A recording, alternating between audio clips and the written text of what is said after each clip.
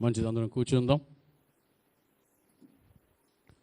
దేవుని మహాకృపను బట్టి దేవుడు మనలను ప్రేమించి దేవుడు తన బలమైన కృప చేత మనల్ని నింపి ఉన్నారు. గతించిన వారమంతా దేవుడు తన రెక్కల నీడలో కాపాడి మళ్ళా ఈ దినము దేవుని సన్నిధానములో చేరి ప్రభువుని స్తుతించి ఆరాధించుకున్నటకు దేవుడు చక్కటి సమయమును దేవుడు మనకు అనుగ్రహించి ఉన్నారు. దేవుని మేము చెప్దామా? హల్లెలూయా.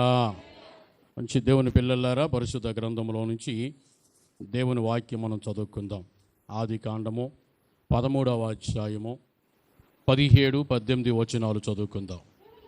నీవు లేచి ఈ దేశము యొక్క పొడుగున వెడల్పున దానిలో సంచరించుము, అది నీకిచ్చేదనని అబ్రహాముతో చెప్పాను.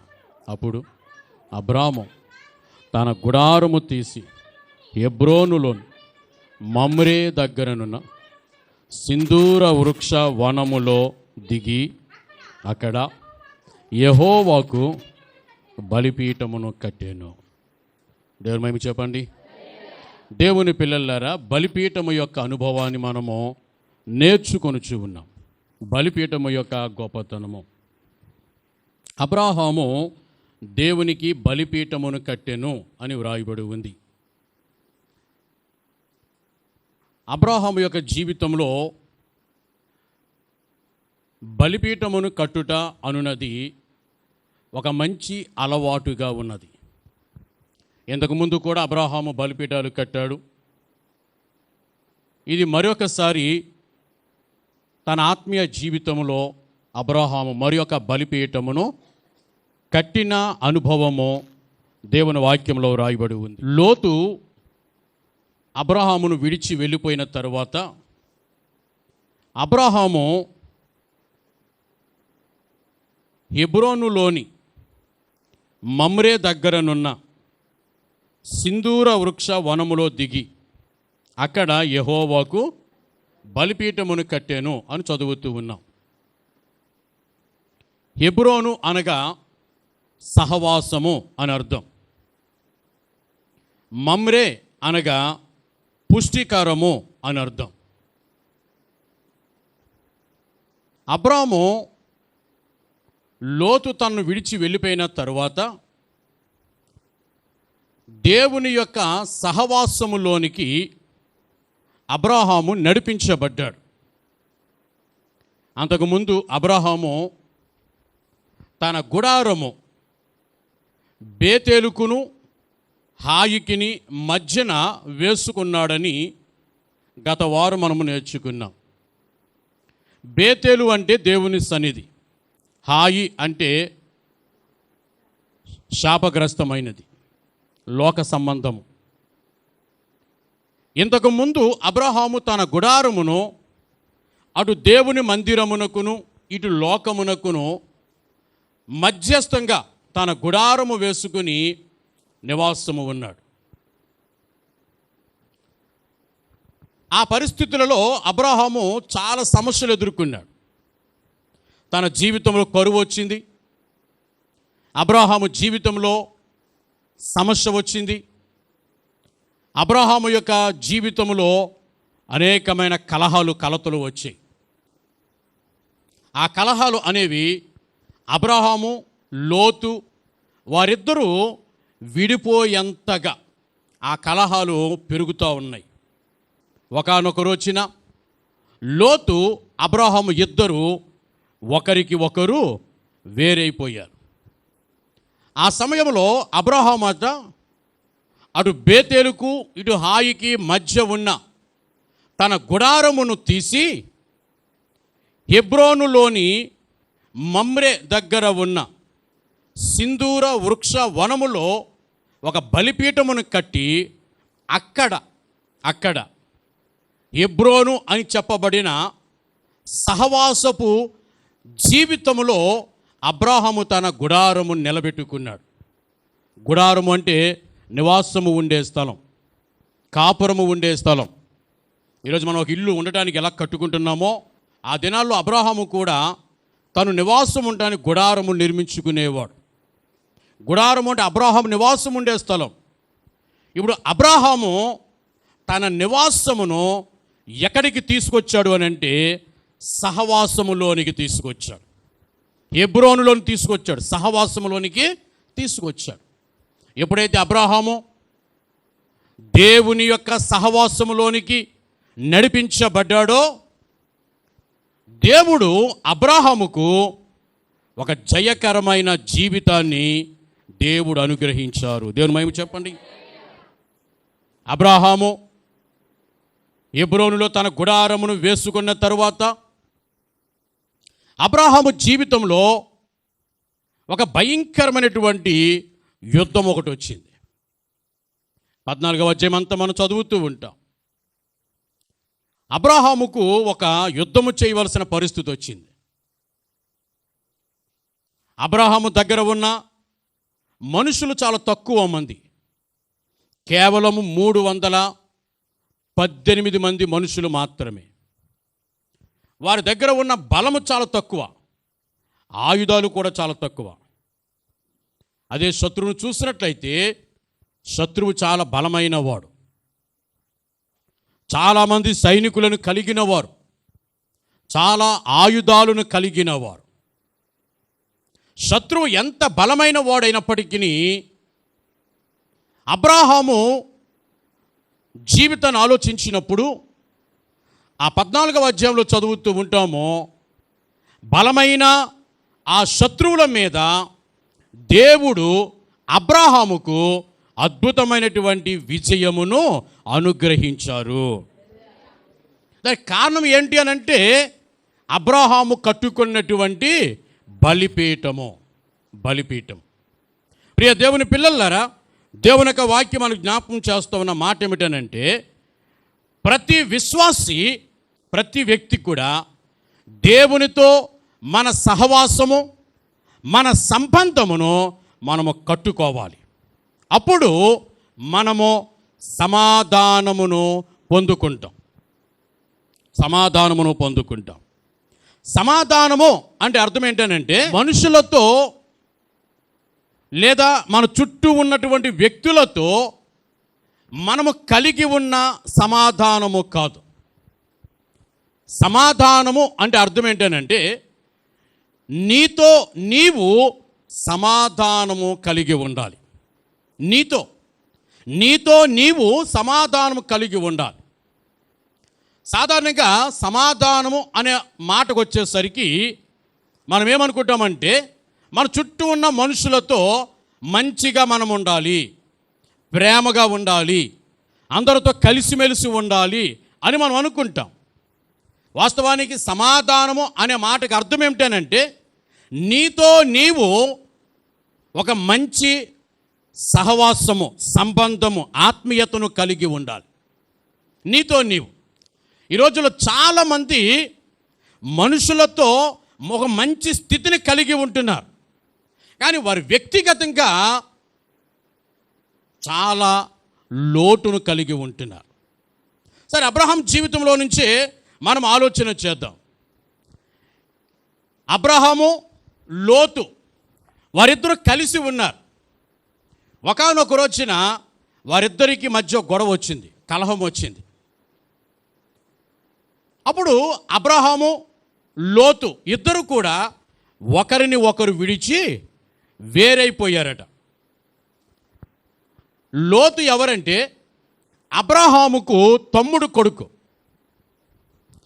లోతు యొక్క తండ్రి చిన్నప్పుడే చనిపోయాడు. లోతుకు తండ్రి లేడు. లోతును చిన్నప్పటి నుండి అబ్రహామే పెంచి పెద్ద చేశాడు. అబ్రహాముకు వివాహమై చాలా సంవత్సరాలు అయిపోయింది. దాదాపు 80 సంవత్సరాలు వచ్చేసి అబ్రహాముకి. అయినా అబ్రహాముకు పిల్లలు పుట్టలేదు. లోతుకేమో తండ్రి లేడు, అబ్రహాముకేమో పిల్లలు లేరు. అలాంటి సమయంలో అబ్రహాము అనుకునేవాడట, ఈ లోతే నాకు కుమారుడు, ఇతనికి పుట్టినటువంటి పిల్లలే రేపటి దినమున నా ఆస్తికి వారసులు. లోతును అబ్రహాము ఒక కుమారునిగా ఎంచుకుని భావించుకుని లోతును అలాగున పెంచాడు. ఒక కుమారునిలాగా పెంచాడు అబ్రహాం. లోతును ఒక మాట అనేవాడు కాదు. లోతు ఏది కావాలంటే వాటినన్నిటిని కూడా అబ్రహాము సమకూర్చుచు ఉండేవాడు.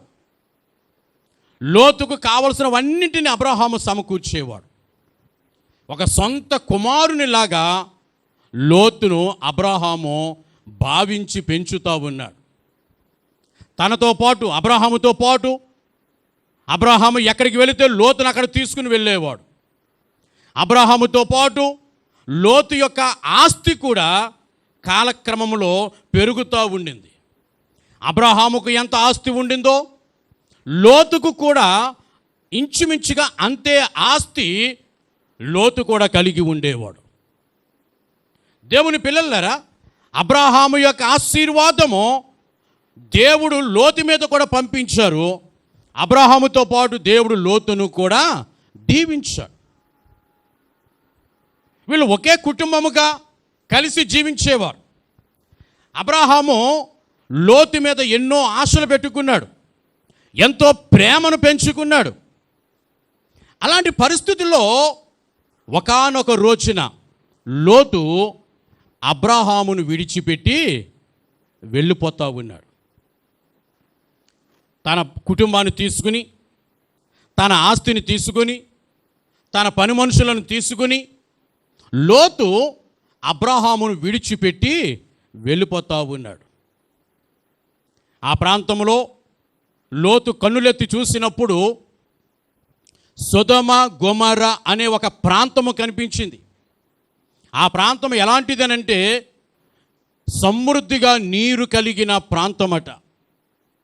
ఆ ప్రాంతం ఎటు చూసినా పచ్చదనముతో నింపబడిన ప్రాంతమట. ఆ ప్రాంతమంతా సస్యశ్యామలముతో నింపబడిన ప్రాంతమటది. లోతు కన్నులెత్తాడు. ఆ యొర్దాను, ఆ సొదొమ గొమొర్రా ప్రాంతమంతా చూశాడు. నాకు ఆ ప్రాంతం కావాలి అని ఎంచుకున్నాడు. లోతు తాను కలిగి ఉన్న సమస్తమును వెంటబెట్టుకొని అబ్రహామును విడిచిపెట్టి వెళ్ళిపోవడం మొదలుపెట్టాడు. లోతు వెళ్ళిపోతూ ఉంటే అబ్రహాము యొక్క జీవితం ఒక్కసారిగా శూన్యములోనికి వెళ్ళిపోయినట్లు అనిపించింది. అబ్రహాము యొక్క జీవితం అంతా తారుమారైపోయినట్లుగా అనిపించింది.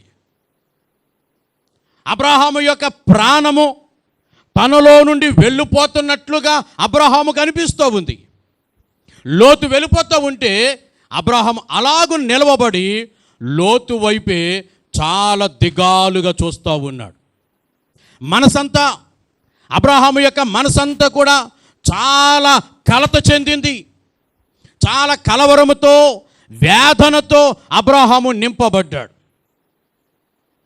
అంతవరకు ఎంతో ఆనందంగా, సంతోషంగా, ఉల్లాసంగా జీవించినటువంటి అబ్రహాము జీవితము ఒక్కసారిగా శూన్యము ఏర్పడింది. మనసంతా కలవరమైపోయింది. కలత చెందిన స్థితిలోకి వెళ్ళిపోయాడు. అతని ముఖంలో, అతని జీవితంలో సంతోషం కనబడటం లేదు. మనశ్శాంతి, సంతోషం కనబడటం లేదు.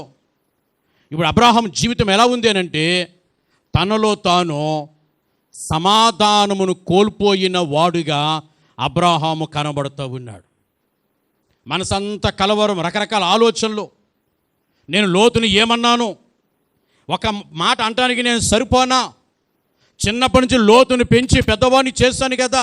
లోతు అంత ఆస్తితో వెళ్తున్నాడంటే దానికి కారణము నేనే కదా. నా తండ్రి నేను విడిచిపెట్టి నేను ఎక్కడికి వెళ్ళను అని లోతు నాతో ఒక్క మాట అనలేడా? ఇలాంటి ఎన్నో ప్రశ్నలు అబ్రహాము యొక్క ఆ మెదడులో కలుగుతూ ఉన్నాయి. ఎన్నో ప్రశ్నలు. అంత కలవరము చెందిన పరిస్థితి. దేవుని పిల్లలారా, ఎప్పుడైతే లోతు అబ్రహామును విడిచి వెళ్ళిపోతూ ఉన్నాడో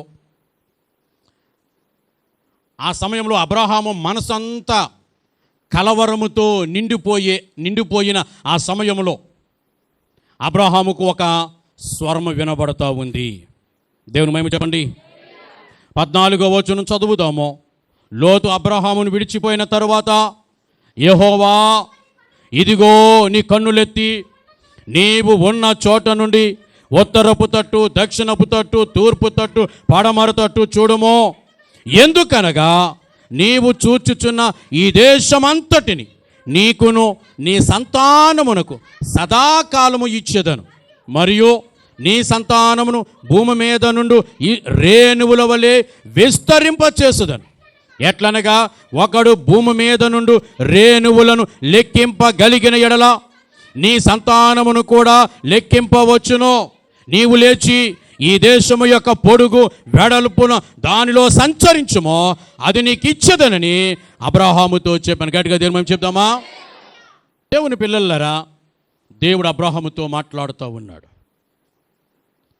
అబ్రహాం మనసంతా కలత చెందిన స్థితిలో, ఏం చేయాలో అర్థం కావటం లేదు. ఎంతో ఆశ పెంచుకున్నాడు. సొంత కుమారునిగా భావించాడు. తన ఆస్తి అంతటికి లోతు పిల్లలని వారసులుగా భావించాడు. అటువంటి పరిస్థితుల్లో దేవుని పిల్లలారా, ఇప్పుడు అబ్రహాము యొక్క జీవితంలో ఏం చెయ్యాలో అర్థం కానటువంటి ఒక పరిస్థితి అబ్రహాముకు ఎదురైనప్పుడు దేవుడు అబ్రహాముతో మాట్లాడుతూ ఉన్నాడు. అబ్రహామా, నీవున్న చోటు నుండి తూర్పు తట్టు చూడు, పడమట తట్టు చూడు, ఉత్తరము వైపు చూడు, దక్షిణము వైపు చూడు. నీ కన్ను ఎంత దూరమైతే చూడగలుగుతుందో ఆ ప్రాంతమంతటిని నీకును నీ సంతానమునకును సదాకాలము ఇచ్చేదను అన్నాడు. ఇంకో మాట ఏమన్నాడంటే, నీ సంతానమును భూమి మీద ఉన్న ఇసుక రేణువుల వలె నేను విస్తరింపచేసేదను అన్నాడు. ఈ మాటలు అబ్రహాముతో దేవుడు మాట్లాడే సమయానికి అబ్రహాముకి ఇంచుమించుగా 80 సంవత్సరాల వయసు ఉంది, కానీ అబ్రహాముకి ఇంకనూ పిల్లలు లేరు. అబ్రహాముకి ఇంకనూ పిల్లలు పుట్టలేదు. కానీ దేవుడు ఏమన్నాడు అబ్రహాముతో, నీకును నీ సంతానమునకు ఈ దేశము సదాకాలం ఇస్తాను. అక్కడితో వదిలేశాడా? ఈ భూమి మీద నీ సంతానమును ఇసుక రేణువుల వలె దీవిస్తాను అన్నాడు. ఇంకో మాట ప్రభు చెప్పారు, ఎవడైనా ఇసుక రేణువులను లెక్కించగలిగిన ఎడల నీ సంతానమును కూడా లెక్కింపవచ్చును. ఇసుక రేణువులను లెక్కించుట మనుషుని తరము కానట్టే నీ సంతానమును లెక్కించుట కూడా ఎవరి తరమును కాదు. అంతగా నీ సంతానమును నేను విస్తరింపచేసేదను అంటున్నాడు. ఇంకొక అద్భుతమైన మాట ఏం చెప్పాడంటే 17వ వచనంలో, నీవు లేచి, ఏమన్నాడైనా, నీవు లేచి. ఎందుకు లేవమంటున్నాడు దేవుడు అబ్రహామును? ఎప్పుడైతే లోతు అబ్రహామును విడిచి వెళ్ళిపోయాడో ఆ లోతు వైపే చూస్తూ అబ్రహాం చాలా దిగాలుగా, తన జీవితంలో సర్వస్వమును కోల్పోయిన వాడిగా, ఎంతో కృంగిపోయిన వాడుగా అబ్రహాము కనబడుతూ ఉన్నాడు. అందుకని ప్రభువు అంటున్నారు, అబ్రహామా, నీవు లేచి నువ్వేం చేస్తావు అనంటే, దేశము యొక్క పొడుగున వెడల్పున నీవు సంచరించుము. ఎందుకు కృంగిపోయావు? ఎందుకు నువ్వు అలా నీరసించిపోయావు? ఎందుకు నువ్వు తల్లడిల్లుతూ ఉన్నావు? నువ్వేం చేస్తావంటే అబ్రహామా, నువ్వు లేచి నువ్వు నడవటం ప్రారంభించు. నీవున్న ప్రదేశంలో పొడవున నడువు, వెడల్పున నడువు. నీవు నడవగలిగినంత ప్రదేశము నేను నీకు అనుగ్రహించేదను అంటున్నాడు. ఎంత అద్భుతం అండి! దేవుని పిల్లలారా, నీవు నడవగలిగినంత ప్రదేశము నేను నీకు ఇచ్చేస్తానయ్యా అంటున్నాడు. ఇంకొక అద్భుతమైన విషయం ఏంటంటే, వాస్తవానికి అబ్రహాము లోతు వీళ్ళిద్దరూ ఒకరిని ఒకరు వేరైపోయే సమయానికి లోతట కన్నులెత్తి ఒక శ్రేష్టమైన ప్రాంతాన్ని ఎన్నుకున్నాడు. సొదొమ గొమొర్ర అనేటటువంటి ఒక ప్రాంతాన్ని ఎన్నుకున్నాడు. యొర్దాను ప్రాంతమును ఎన్నుకున్నాడు. ఆ ప్రాంతం ఎలాంటిది అని అంటే 10వ వచనం చివరిలో అంటాడు కదా, అదంతా యెహోవా తోట వలెను ఐగుప్తు దేశము వలెను నీళ్లు పారు దేశమై ఉండెను అంటాడు. లోతు ఎన్నుకున్న ప్రాంతం ఎలాంటిదట? నీరు పారు ప్రాంతము, నీరు సమృద్ధిగా ఉన్న ప్రాంతము. నీరు ఉన్న చోట పచ్చదనముతో నింపబడుతుంది. నీరు ఉన్న చోట పంటలకు ఏమాత్రమో కొదువ ఉండదు. లోతు ఎన్నుకున్న ప్రాంతము నీరు కలిగిన ప్రాంతం, పచ్చదనముతో నింపబడిన ప్రాంతం, పంట సమృద్ధిని కలిగినటువంటి ప్రాంతము. లోతు ఎన్నుకొని వెళ్ళిపోయాడు. ఇప్పుడు అబ్రహాము నిలవబడిన ప్రాంతం అది ఎలాంటిది అని అంటే అది నీరు లేని ప్రాంతం. ఎలాంటిదట? నీరు లేని ప్రాంతం. నీరు లేదు కనుక ఇంకక్కడ పచ్చగడ్డి, పచ్చదనం అనేది లేదు. నీరు లేదు కనుక ఆ ప్రాంతం అంతా పంటలు లేవు. నీరు లేదు కనుక అబ్రహాము నిలవబడి ఉన్నటువంటి ఆ ప్రాంతం అంతా కూడా ఎందుకు పనికి రాని రాళ్ల చేత, తుప్పల చేత, పిచ్చి మొక్కల చేత నింపబడినటువంటి ఒక నిర్జనమైన ప్రదేశములో అబ్రహాముతో దేవుడు మాట్లాడుతూ ఉన్నాడు. ఒక నిర్జనమైన ప్రదేశం అది. ఏమాత్రము కూడా నివాసము ఉండటానికి అవకాశము లేనటువంటి ప్రాంతమును అబ్రహాము ఉన్నాడు. దేవుడు అంటున్నాడు అబ్రహాముతో, నీకు నీ సంతానమునకు ఈ దేశము సదాకాలము ఇచ్చేదను. దేవుని పిల్లలరా, దేవుడు అబ్రహాముతో మాట్లాడే సమయానికి అబ్రహాము నిలవబడి ఉన్న ప్రాంతము ఒక నిర్జనమైన ప్రాంతమే, రాళ్లతో పిచ్చి మొక్కలతో నింపబడిన ప్రాంతమే. అయితే కొన్ని సంవత్సరాల తరువాత అబ్రహాము యొక్క సంతానములో వారి పిల్లల పిల్లల పిల్లల తరం వచ్చేసరికి దేవుడు అబ్రహాముతో మాట్లాడిన ఆ ప్రాంతం అంతా ఎలాగో మారిపోయిందనంటే పాలు తేనెలు ప్రవహించు ప్రాంతముగా మారిపోయింది. ఇశ్రాయేలు సాక్ష్యం ఇస్తూ అంటారు, మేము సంచరించి చూసిన దేశము మిక్కిలి మంచి దేశము అంటారు. ఎలా మారిపోయిందట? మంచి దేశముగా మారిపోయింది. పాలు తేనెలు ప్రవహించు దేశముగా మారిపోయింది.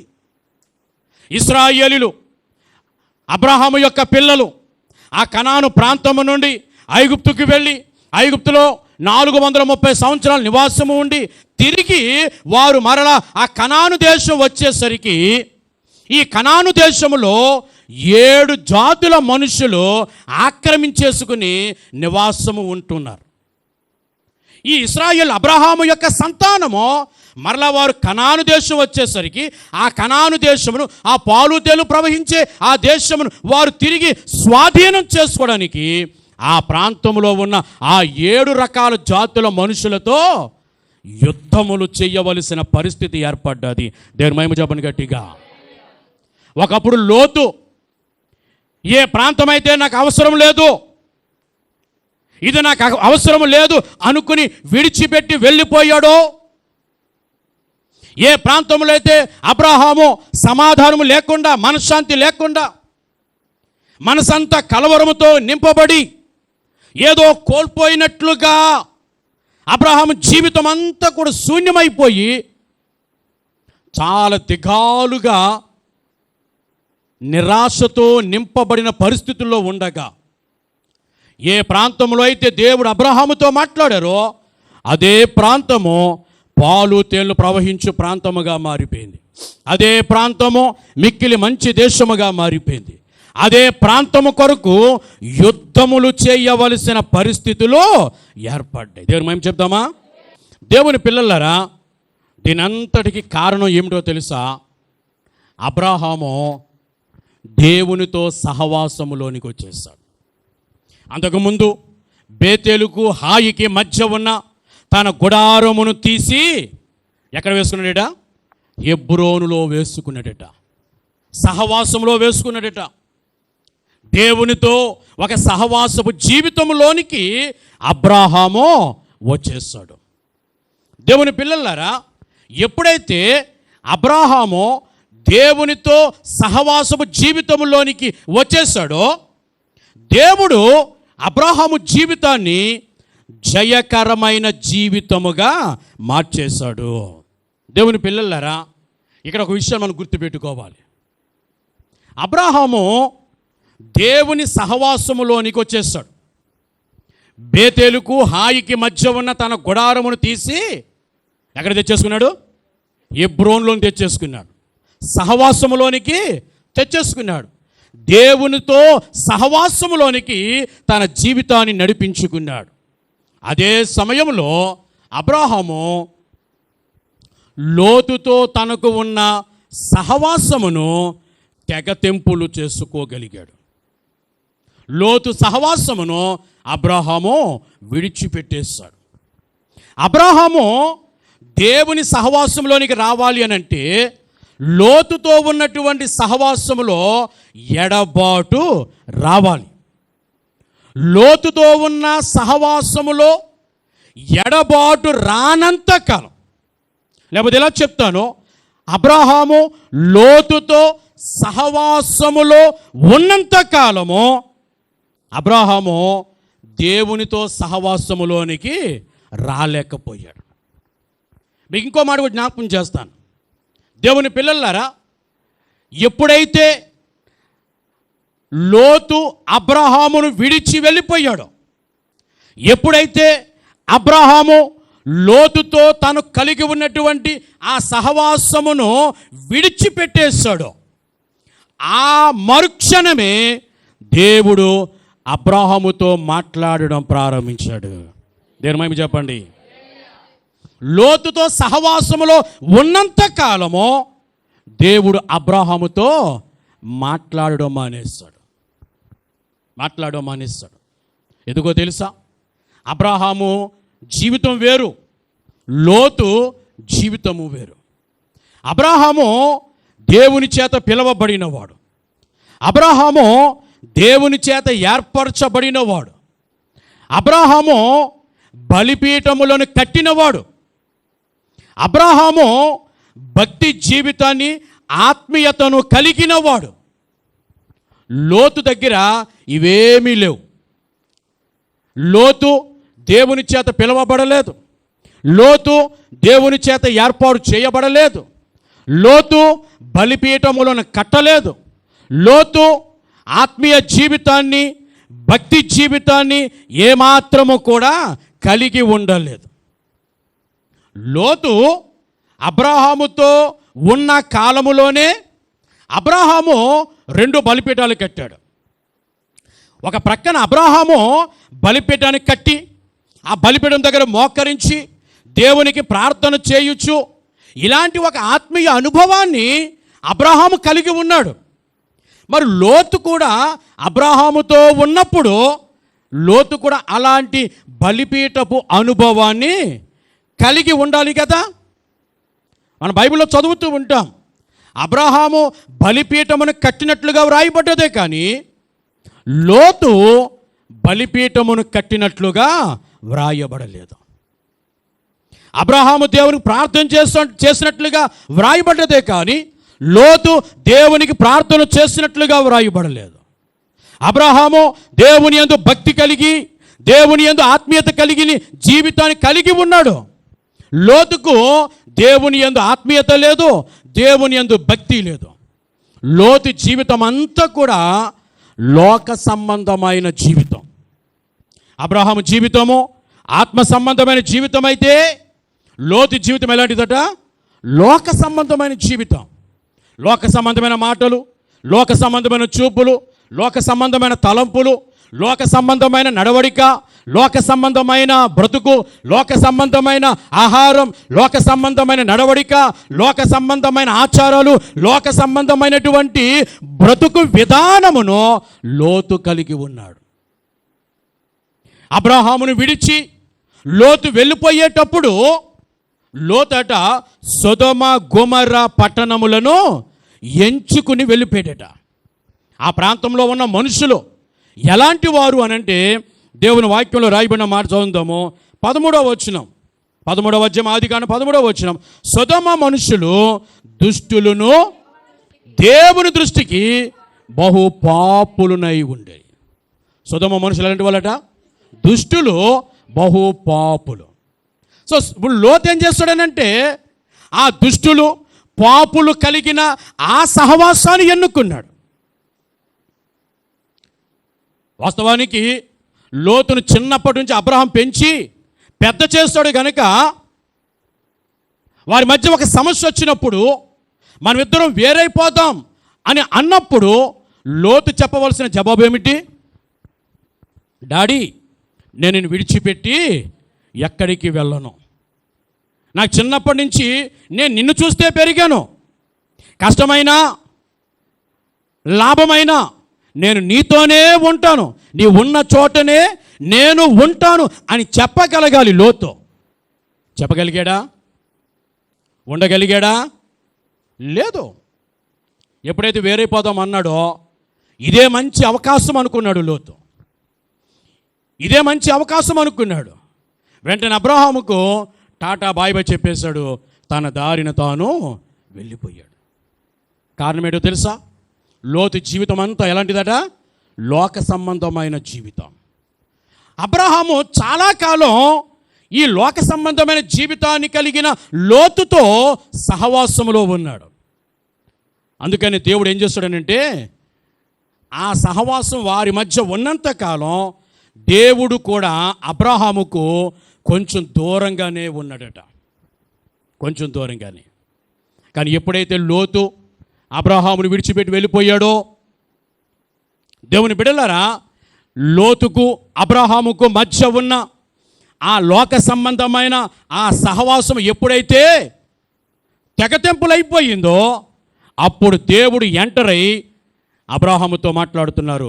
అబ్రహామా, నేను ఉన్నాను, నిన్ను పిలిచిన వాడను, నిన్ను ఏర్పరచుకున్న వాడను, నిన్ను నడిపించిన వాడను, నీకు వాగ్దానం చేసిన వాడను. అబ్రహామా, నేను ఉన్నాను, ఇదిగో నా మాట విను. నువ్వు తూర్పు తట్టు చూడు, పడమట తట్టు చూడు, ఉత్తరము చూడు, దక్షిణము చూడు. ఏమన్నాడు ప్రభు? నీవు చూడగలిగిన ప్రాంతమంతా నీకు, చెప్పండి, నీ సంతానమునకు సదాకాలము ఇచ్చేదను. నీవు నడువు. నువ్వు ఎంత దూరమైతే నడవగలుగుతావో, నీవు నడవగలిగినంత ఆ ప్రాంతమంతా నేను నీకు ఇచ్చేస్తున్నాను. దేవుని పిల్లలారా, ఎప్పుడైతే అబ్రహాము దేవుని సహవాసములోనికి వచ్చేసాడో, అబ్రహాము జీవితంలో తిరిగి దేవునితో ఒక మంచి సంబంధము ఏర్పరచబడ్డది. మళ్ళా చెప్తున్నాను వినండి. ఎప్పుడైతే అబ్రహాము దేవుని సహవాసములోనికి వచ్చేసాడో అప్పుడు అబ్రహాముకు దేవునికి మధ్య ఒక మంచి సంబంధము ఏర్పడ్డది. ఇప్పుడు అబ్రహాము జీవితంలో దేవునితో సహవాసము ఉంది, దేవునితో సంబంధము ఉంది. దేవునితో సహవాసము, దేవునితో సంబంధం ఎప్పుడైతే అబ్రహాము కలిగి ఉన్నాడో అప్పుడు అబ్రహాము జీవితంలోనికి సమాధానము వచ్చింది. దేవుని మహిమ చెప్పండి, హల్లెలూయా. అందుకే ఈ దినం దేవుని వాక్యం ఏం చెప్తున్నానంటే, దేవుని బిడ్డగా ఒక విశ్వాసిగా నీవు నీ జీవితంలో యేసు ప్రభుతో నీ సహవాసము, యేసు ప్రభువుతో నీ సంబంధము తిరిగి కట్టబడాలి. ఎప్పుడైతే యేసు ప్రభుతో నీ సహవాసము, నీ సంబంధము మంచి స్థితిలో ఉంటుందో అప్పుడు సమాధానము నీవు పొందుకుంటావు. సమాధానము నీ జీవితానికి, మీ ఇంటికి, మీ పరిస్థితులకు సమాధానము కావలిగా ఉంటుంది. గట్టిగా దేవుని మహిమ చెప్తామా? సమాధానము మనకు కావలిగా ఉంటుంది. మన జీవితానికి సమాధానం కావలిగా ఉంటుంది.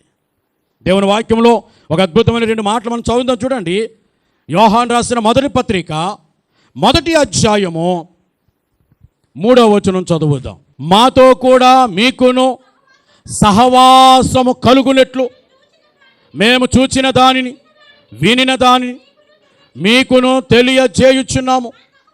ఈ మాట గమనించండి. మన సహవాసం అయితే తండ్రితో కూడాను ఆయన కుమారుడైన యేసు క్రీస్తుతో కూడాను ఉన్నది. మన సహవాసం అంటే ఎవరితో ఉండాలి? యేసుతో ఉండాలి. ఎవరితో ఉండాలి? యేసుతో ఉండాలి. మన సహవాసం అయితే యేసుతో కూడా ఉన్నది. దేవుని పిల్లలారా, ప్రతి విశ్వాసి దేవునితో సహవాసము కలిగి ఉండాలి. దేవుని వాక్యములు ఇలా రాయబడిన మాట చదువుదాం దేవుని పిల్లలారా. యోబు గ్రంథము 22వ అధ్యాయం 21వ వచనం చదువుదాం. ఆయనతో సహవాసము చేసిన యెడల నీకు సమాధానము కలుగును, అలాగున నీకు మేలు కలుగును. దేవుని మహిమ చెప్పండి. దేవునితో సహవాసం చేస్తేనట మనకేం కలిగింది? సమాధానము కలుగుతుంది. దేవునితో సహవాసం మనం చేస్తే, దేవునితో మనము సహవాసము కలిగి ఉంటే, దేవునితో మన సంబంధము తిరిగి పునరుద్ధరించబడితే, తిరిగి సరిచేయబడితే, అప్పుడు మన జీవితాల్లో మనము సమాధానమును పొందగలుగుతాం. సమాధానం ఒకటే కాదు, ఆ కింద మాట అంటాడు, అలాగున నీకు మేలు కలుగును అంటాడు. ఏం పొందుకుంటాం? మేలు పొందుకుంటాం. మేలుతో మన హృదయమును దేవుడు తృప్తిపరుస్తాడు. మేలు వెంబడి మేలు దేవుడు మన జీవితాల్లో జరిగిస్తారు. దేవుని పిల్లలారా, నీ జీవితంలో మేలు చేయుటకు దేవుడు ఇష్టపడతాడట. ఎప్పుడు? దేవునితో సహవాసంలోనికి నువ్వు రావాలి. దేవునితో ఒక సంబంధమును నీవు ఏర్పరచుకోవాలి. నువ్వు దేవుని నమ్ముకున్నావు, దేవుని మందిరానికి వస్తున్నావు, దేవుని బిడ్డనని చెప్పుకుంటున్నావు, దేవుని పాటలు పాడుతున్నావు, ఆరాధన చేస్తున్నావు, వాక్యం వింటున్నావు, ఇవన్నీ బాగానే ఉన్నాయి. ఇప్పుడు రెండవ స్టెప్ ఏంటనంటే, దేవునితో నీ సంబంధం ఎలా ఉంది? ఏంటి దేవునితో సంబంధము? దేవునితో నీకు వ్యక్తిగతమైనటువంటి ఏమండి ప్రార్థనా జీవితం. దేవునితో నీకు వ్యక్తిగతమైన ప్రార్థనా జీవితం. మన ప్రార్థనా జీవితం అంతా ఎలా ఉందంటే, నలుగురితో కలిసినప్పుడే ప్రార్థనా జీవితం, నలుగురితో కలిసినప్పుడే వాక్యం చదవటం, నలుగురితో కలిసినప్పుడే వాక్యాన్ని ధ్యానించడం. మరి దేవునితో నీ యొక్క పర్సనల్ డివోషన్ నీకు ఉన్నదా? నువ్వు కలిగి ఉన్నావా? దేవునితో ఎంతసేపు నువ్వు మాట్లాడుతూ ఉన్నావు? ఎంతసేపు నువ్వు మోకాలు వేసి దేవుని దగ్గర ప్రార్థన చేస్తూ ఉన్నావు? ఎంతసేపు నీ ఇంటిలో ప్రతిరోజు నువ్వు దేవుని వాక్యమును చదువుతూ ఉన్నావు? దేవుని మందిరానికి వచ్చావు, దేవుని వాక్యాన్ని నేర్చుకుంటున్నావు. మరి ఇంటికి వెళ్ళిన తర్వాత ఆ వాక్యానుసారముగా నీవు జీవించగలుగుతున్నావా? ఈరోజు దేవుని పిల్లలారా, దేవునితో సహవాసం ఉంటుంది కానీ దేవునితో పర్సనల్ డివోషన్ కనబడతలేదు. వ్యక్తిగతమైన దేవుని బిడ్డలారా, ఆధ్యాత్మికమైన జీవితం, వ్యక్తిగతమైన భక్తి జీవితం, వ్యక్తిగతమైన ప్రార్థనా జీవితం, వ్యక్తిగతమైన వాక్యపు జీవితాన్ని మనము కలిగి ఉండాలి. దేవుని మహిమ చెప్పండి గట్టిగా. ఆదివారం గుళ్ళోకి వెళ్ళాను సరిపోద్దండి అనుకుంటే, దేవుని పిల్లలారా, ఆ భక్తి మాత్రమే నువ్వు పరలోకం వెళ్ళటానికి సరిపోదు. నువ్వు దేవుని మందిరానికి వచ్చినప్పుడు, దేవుని వాక్యం వింటున్నప్పుడు, ఈ వారమంతా నువ్వు జీవించే నీ యొక్క భక్తి జీవితంలో, నీ ఆత్మీయ జీవితంలో, నీ క్రైస్తవ జీవితంలో ఏవైనా లోటుపాట్లు ఉన్నట్లయితే అటువంటి లోటుపాట్లన్నిటినీ దేవుని మందిరంలో ఆయన వాక్యము ద్వారా నువ్వు సరిదిద్దుకోవడానికి దేవుని మందిరములో దేవుడు నీకు ఒక అవకాశము అనుగ్రహించుచు ఉన్నారు. దేవుని మందిరంలో మనం ఏం చేయాలి? మనల్ని మనము ఆయన వాక్యము ద్వారా సరిచేసుకోవాలి. ఇంటికి వెళ్ళిన ఆ క్షణము నుండి మరలా మనం దేవుని మందిరానికి వచ్చే వరకు, మరలా మనం దేవుని వాక్యం వినే వరకు కూడా దేవుడు మనతో మాట్లాడిన ఆయన వాక్యానుసారముగా మనము జీవించడానికి ప్రయత్నము చేయాలి. అది క్రైస్తవ జీవితం. అది దేవుడు కోరుకునే, దేవుడు మెచ్చుకునే క్రైస్తవ జీవితం.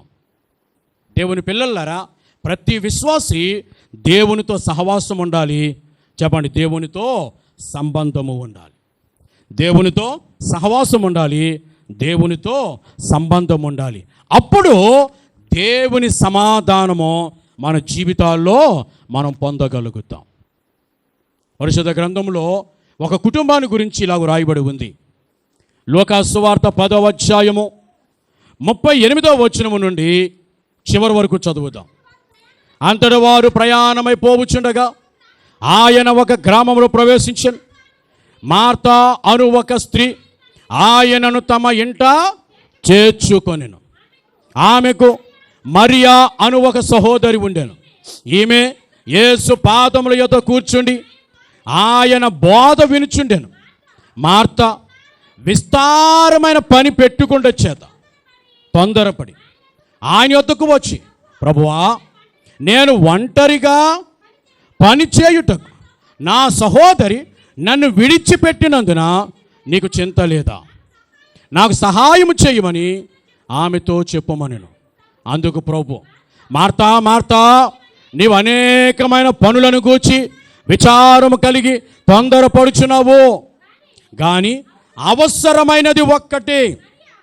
మరియా ఉత్తమమైన దానిని ఏర్పరచుకొనెను, అది ఆమె యొద్ద నుండి తీసివేయబడదని.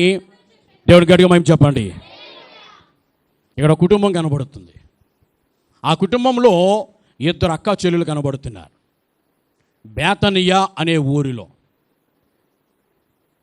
దేవుని పిల్లలారా, మార్తా మరియా అను 2 అక్కా చెల్లెలు కలిగిన ఒక కుటుంబం కనబడుతుంది.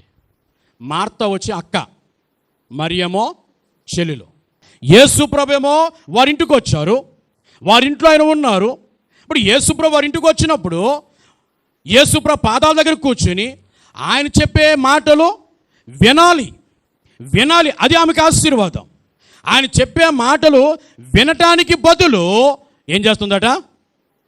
ప్రభుని అలాగే వదిలేసి వంటగదిలోనికి వెళ్ళిపోయి విస్తారమైన పని పెట్టుకుని తన పనిలో ఆమె నిమగ్నమైపోయిందట. యేసు ప్రభు వారి ఇంటికి వచ్చినా యేసు ప్రభుతో ఆమె సహవాసమో సంబంధమో లేని దానిగా కనబడుతూ ఉంది. అందుకే మార్త జీవితంలో 3 సంఘటనలు మనం చదువుతున్నాం అక్కడ. ఒకటి ఏమిటంటే, మార్త ఒంటరిగా విడిచిపెట్టబడ్డది. రెండవది, మార్త జీవితంలో విచారము ఉన్నది. మూడవది, మార్త తొందరపడుచు ఉన్నది. టెన్షన్ అన్నమాట. ఒకటి, మార్త జీవితంలో ఏముంది? ఒంటరితనం ఉంది. రెండవది, విచారము ఉంది, బెంగ, ఏమంటే చింత. మూడవది, తొందరపాటు, టెన్షన్. ఈ 3 రకాల పరిస్థితులకు కారణం ఏమిటి అని అంటే, మార్త దేవునితో సంబంధము కలిగి ఉండకపోవటమే. సాక్షాత్తు దేవుడే వారింటికి వచ్చినా ఆమె ఏం చేస్తుంది? ప్రభుని అలాగే విడిచిపెట్టి తన పనుల్లో తాను మునిగిపోయింది.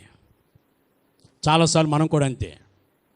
యేసు ప్రభు మనలను వెతుక్కుని మనను ప్రేమించి మన జీవితంలోనికి వచ్చినప్పటికీ, యేసు ప్రభు మన బ్రతుకులోనికి వచ్చినప్పటికీ, ఆయన గొప్ప రక్షణ యేసు ప్రభు మనకు అనుగ్రహించినప్పటికీ చాలాసార్లు మనం ఏం చేస్తున్నామంటే, ఆయన రక్షణ అయితే పొందుకున్నాం తప్ప ఆయనతో మనము కూడా మార్తలాగే ప్రవర్తిస్తున్నాం. ఏమండి? ఆయన అలాగే ఒంటరిగా వదిలేస్తున్నాం. ఆయనతో ఏ విధమైన ఆ పర్సనల్ డివోషన్ కలిగి ఉండటం లేదు.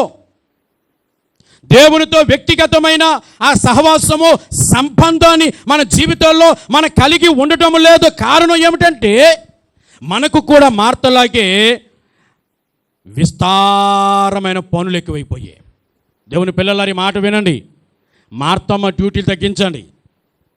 మార్తమ్మ డ్యూటీలు తగ్గించాలి. మరియమ్మ డ్యూటీని పెంచుకోవాలి. మరియమ్మ డ్యూటీ ఏంటి చెప్పండి? ఏం చేస్తుంది మరియమ్మ? ప్రభు పాదాల దగ్గర కూర్చుంది. దేని మేము చెప్తామా? ప్రభు పాదాల దగ్గర కూర్చుంది.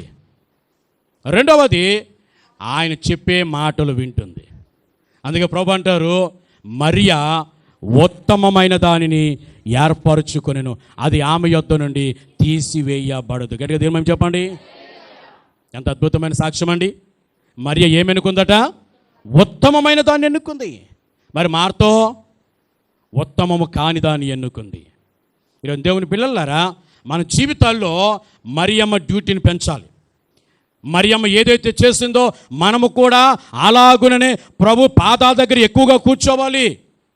సమయమనక అసమయమనక ఎక్కువగా ప్రభు పాదాల దగ్గర కూర్చోవాలి. దేవునికి ప్రార్థన చేయాలి, దేవునితో మాట్లాడాలి, దేవుని వాక్యమును ధ్యానించాలి, దేవుని ఘనపరచాలి, దేవుని స్తుతించాలి. చర్చిలో ఉన్నా, ఇంట్లో ఉన్నా, బయట ఉన్నా, ఎక్కడున్నా, ఎలాంటి మనుషుల మధ్య ఉన్నా, ఎలాంటి పరిస్థితుల మధ్య ఉన్నా సరే దేవుని వాక్యానుసారముగా మనం జీవించడం నేర్చుకోవాలి. చర్చిలో ఉన్నంతసేపే కాదని వాక్యానుసారంగా అనుసరించడం, బ్రతకడం. ఎక్కడ ఉన్నా సరే ఎలా ఉండాలి? మనము దేవుని వాక్యానుసారముగా మనం జీవించాలి. దేవుని పిల్లలారా, జ్ఞాపకం చేసుకుందాం. ఈ సాయంకాల సమయంలో దేవుడు మాట్లాడుతున్న శ్రేష్టమైన మాట, మన జీవితాలలో సమాధానపు బలిపీఠములను మనము కలిగి ఉండాలి. ఏ బలిపీఠాలు చెప్పండి? సమాధానపు బలిపీఠములు కలిగి ఉండాలి. ఈరోజున వాక్యం చెప్పే మాట విను దేవుని పిల్లలారా, ప్రభు చెప్పే మాట విను. దేవునితో ఆ సమాధానపు బలిపీఠమును నువ్వు కలిగి ఉండాలి. లోతే సర్వస్వం అనుకున్నాడు అబ్రహాము. లోతే జీవితం అనుకున్నాడు. లోతి పిల్లలే తన వారసులు అనుకున్నాడు. లోతు మీద ఎన్నో ఆశలు పెంచుకున్నాడు. లోతు విషయంలో ఎన్నో కలలు కన్నాడు. ఎన్నో ప్రణాళికలు, ప్లాన్స్ వేశాడు అబ్రహాము లోతు విషయంలో. ఒకానొక రోజున లోతు కనిన కలలన్నీ కూడా పటాపంచలైపోయాయి. అబ్రహాముని విడిచి లోతు వెళ్ళిపోతూ ఉంటే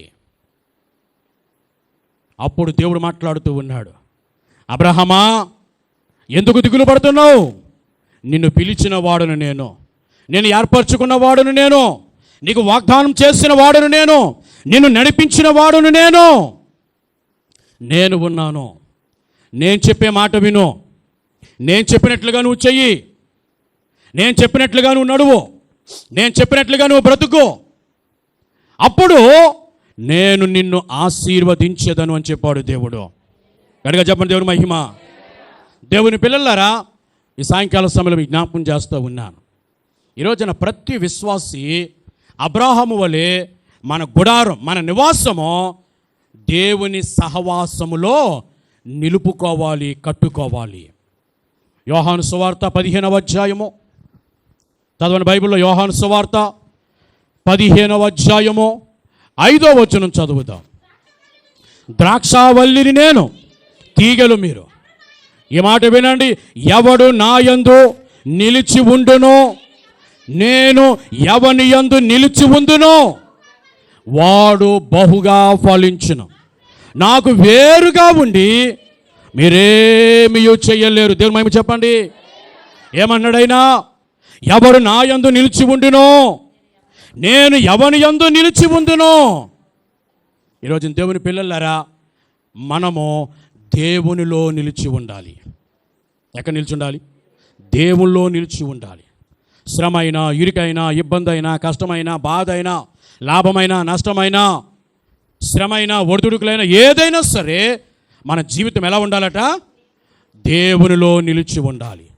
మనుషుల్ని విడిచిపెట్టొచ్చేమో కానీ, మనుషులకి అన్యాయం చేయొచ్చేమో కానీ, మనుషుల్ని మోసం చేయొచ్చేమో కానీ, మనుషులకు దూరం అవ్వచ్చేమో కానీ, నా దేవుడు, మనం ఆరాధించే దేవుడు ఎప్పుడు మనల్ని విడిచిపెట్టడు. ఎప్పుడు కూడా దేవుడు మన దూరం చేయడు. ఎప్పుడు కూడా దేవుడు మన దూరంగా వెళ్ళిపోడు.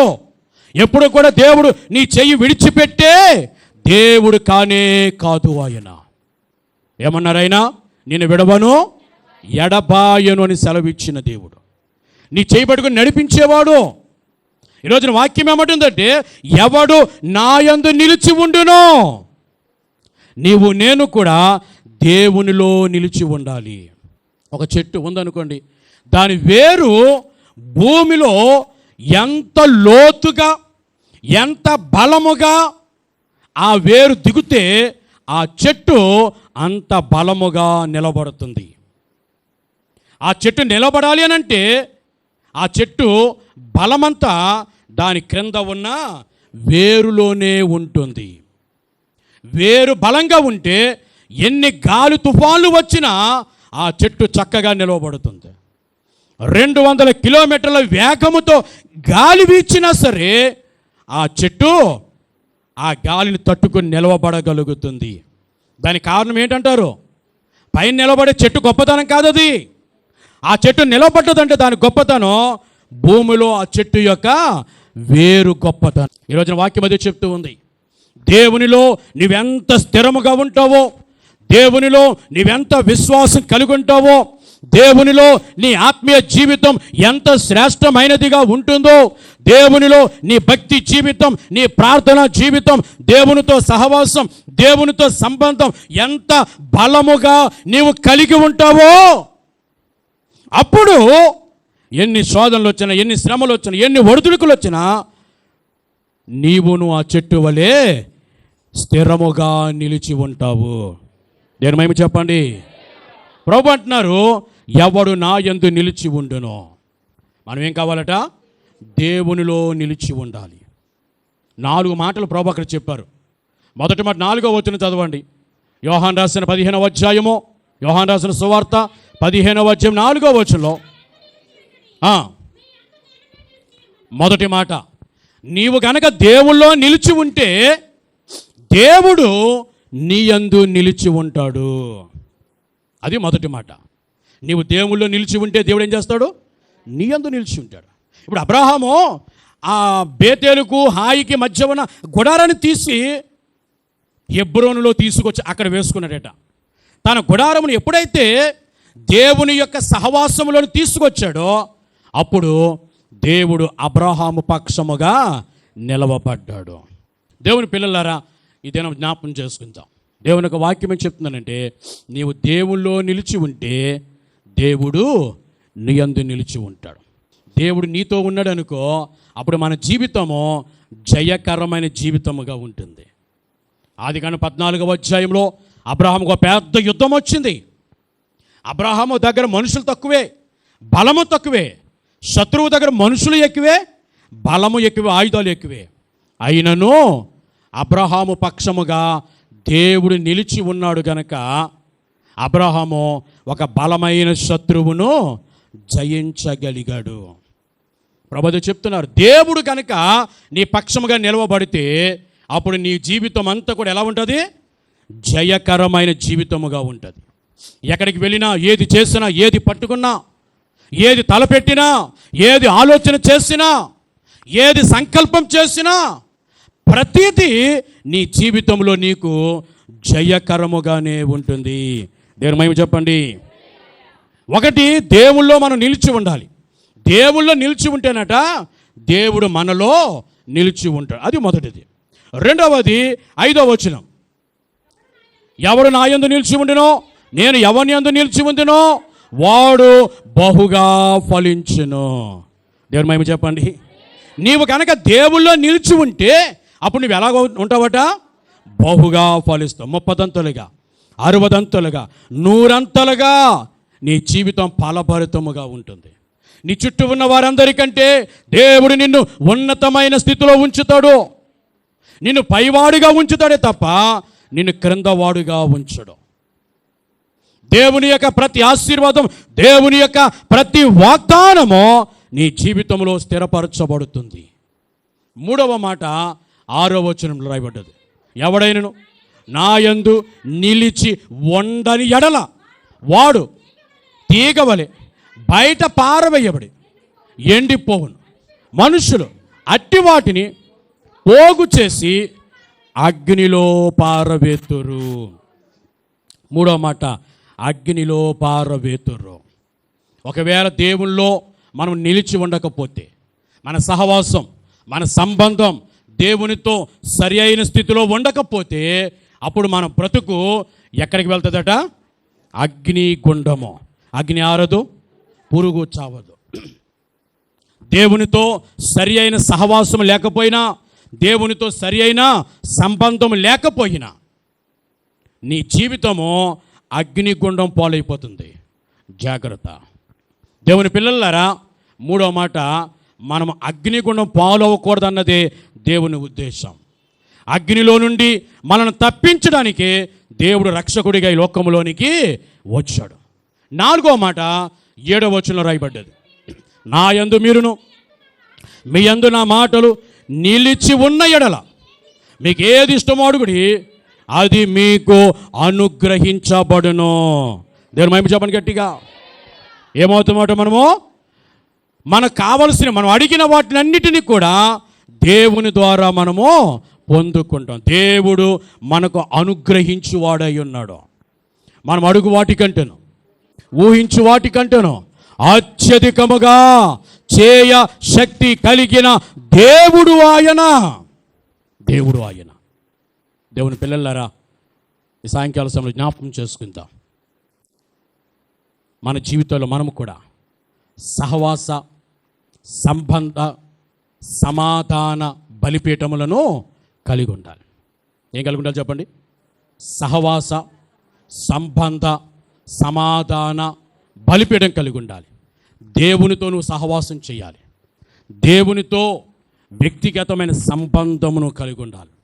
ప్రతి దినం, ప్రతి గంట, ప్రతి నిమిషం, ప్రతి క్షణము దేవునితో నీవు సంబంధం, పర్సనల్ డివోషన్, దేవునితో వ్యక్తిగతమైన సంబంధం మనం కలిగి ఉండాలి. దేవుని బిడ్డలారా, లోతు వెళ్ళిపోతూ అబ్రాహాము టాటా బాయ్ బాయ్ చెప్పినట్లుగా మన జీవితాలు అలాగున ఉండటానికి వీలు లేదు.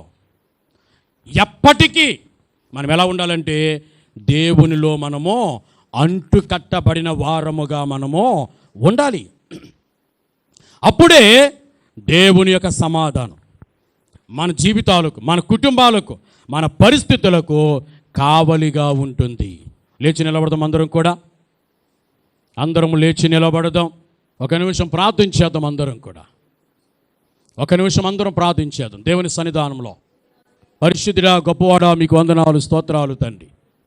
ఏదైనా మీరు మాకు ఇచ్చిన శ్రేష్టమైన మీ వాక్యమును బట్టి మిమ్మల్ని స్తుతించుంటున్నాం. మీతో సహవాసము చేస్తే మేము సమాధానం పొందుకుంటామని చెప్పారు. మా జీవితాలలో మేలు కలుగుతుంది అని చెప్పారు.